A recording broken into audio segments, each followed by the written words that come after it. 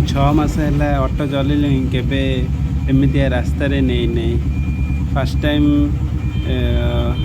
କାଦୁଅ ରାସ୍ତା, ଖାଲ ରାସ୍ତାରେ ନେଇକି ଯାଉଛି। अच्छा ଦେଖନ୍ତୁ ରାସ୍ତା ଗୁଡ଼ା କେମିତି ଖାଲ ହେଇଛି।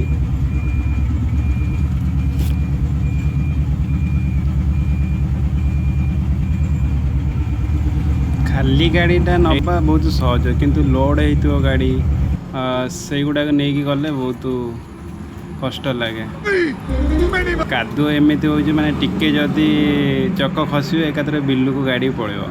अच्छा हमको सिखा रिया है। ସେଇ ହିସାବରେ ନେଇକି ଯିବାକୁ ପଡ଼ିବ ଆଉ।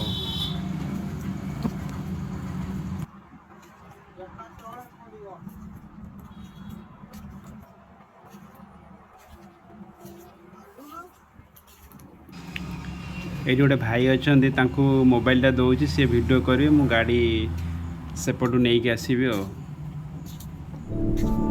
आइए देखते हैं बैठन मजा आएगा।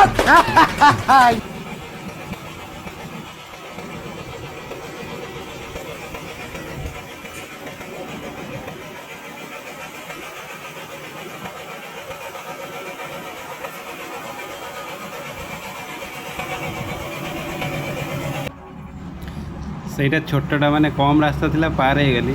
ତ ଏଇଟା ତା ଉପରେ ଆଉ ଗୋଟେ ଖାଲ ବି ଅଛି, ଏଇଟା ଟିକେ ବେଶୀ ବାଟ ଅଛି।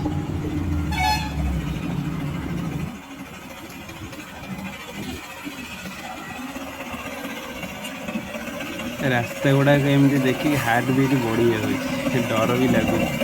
ଆଉ କେବେ ମୁଁ ନେଇନି, ଫାର୍ଷ୍ଟ ଟାଇମ୍ ନେଉଛି ନା, ସେଥିପାଇଁ।